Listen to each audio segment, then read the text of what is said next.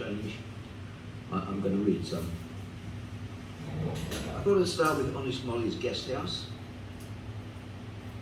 You can book us online or by post. It is family fun you want most.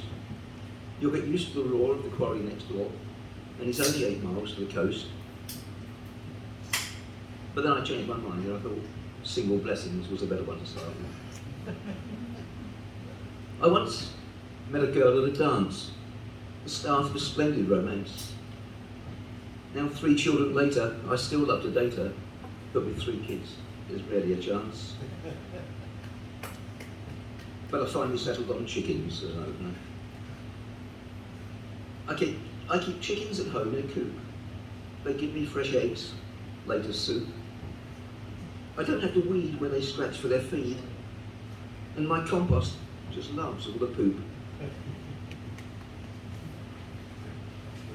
This next one's a little longer and a little more serious, I think. And if there's any purists here, you might argue that it's not strictly a limerick, and I have to confess, you're right. From 9 to 5, it's my pleasure to toil in the formal gardens of Behemoth Oil. As groundsman in chief, it's my firm belief that my labours are worthwhile. Broad and fast are the drills that drive through the earth. And they pound for all their worth, they do. They pound for all their worth. Perhaps I'm a little disgruntled to find how little I rate to the corporate mind, but what do I know of a billionaire's view? I don't have a mogul's mind. Far and few are the shareholders' grand estates. And they have armed guards at their gates, they do. They need armed guards at their gates. There may be days when as I arise, I wonder the merit of our enterprise, but why bring shame on the Behemoth's name? I rely on my annual raise. Forced and green, the claims the Behemoth makes, yet they fuel the shareholders' stakes, they do. They fuel the shareholders' stakes. I suppose if I had time to care, would I wish to have bought an employee share? Would I now want to hold, for its worth of gold, a glint of the Behemoth's hair? Guilt and shame have no need to shadow my face. I tend these gardens with grace, I do. I tend these gardens with grace.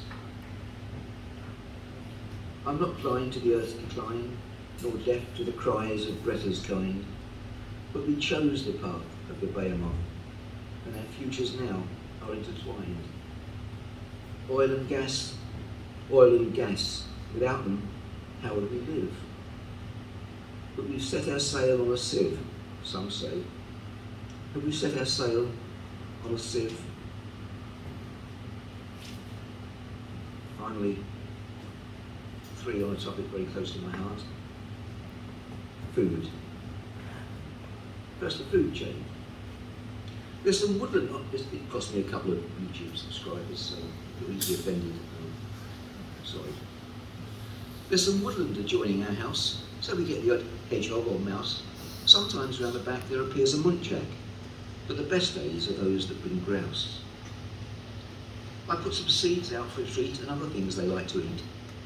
It's a 2-way affair, and it's food I can share, and it's years since I had to buy meat. To compensate, ode to lentils.